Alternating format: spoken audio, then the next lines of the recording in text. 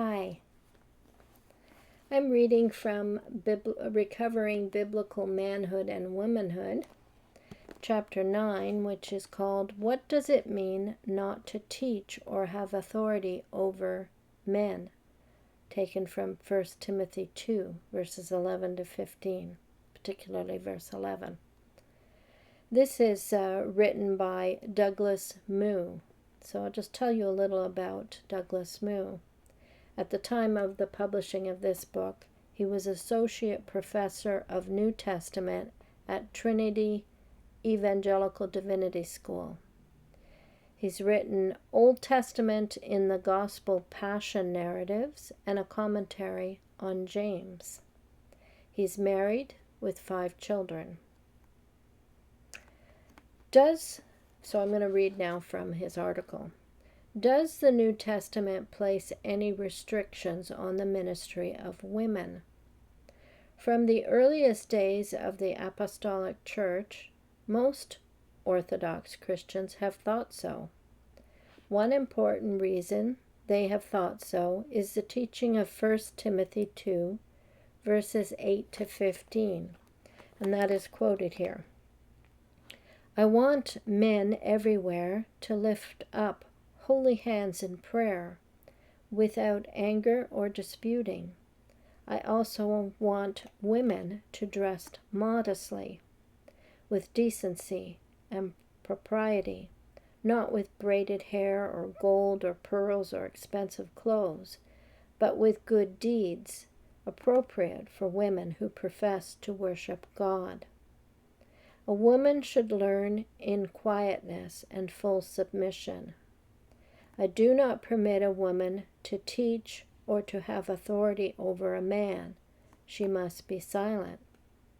For Adam was formed first, then Eve. And Adam was not the one deceived. It was the woman who was deceived and became a sinner. But women will be kept safe through childbirth if they continue in faith, love, and holiness with propriety. So it was actually verse 12 that is not to teach or have authority over men. Okay. He again asked a question. Has the position of the Christian church on this issue for 20 centuries been the product of cultural conditioning from which we finally are able to free ourselves?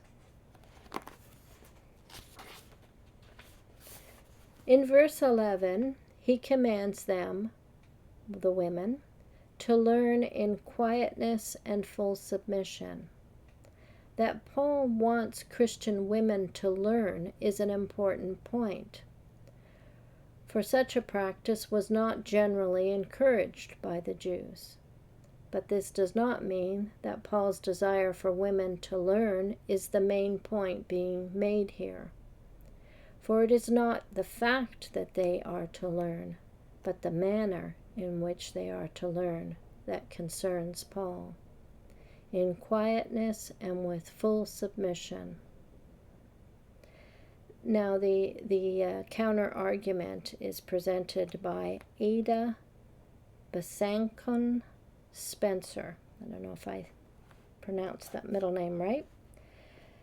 Spencer argues that the very fact that women were to learn implies that they should eventually teach, since many ancient texts emphasize that the purpose of learning is to prepare one to teach.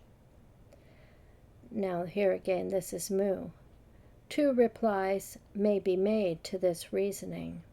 First, we can grant the point without damage to our interpretation of the text, since we think Paul is only prohibiting women from teaching men. For women to be prepared to teach other women, they would naturally need to learn and learn well. But second, can we really conclude that learning must lead to teaching?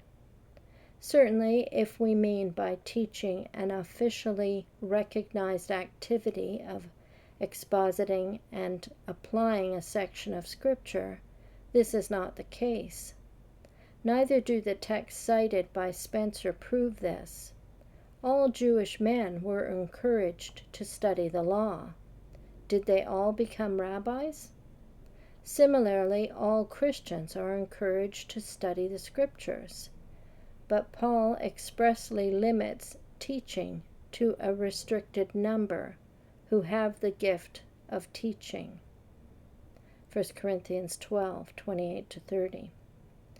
Of course, if we define teach in a broader sense, the communication of Christian truth through private conversation, family devotions, etc., we may conclude that all Christians do indeed teach.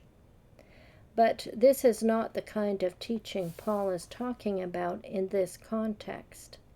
Neither does it seem to be what Spencer means, for her point is that this verse validates women as teachers even in positions of authority in the church. It is manifest, then, that the encouragement to women to learn gives no reason to think that they are also to be engaged in expositing and applying biblical truth to men.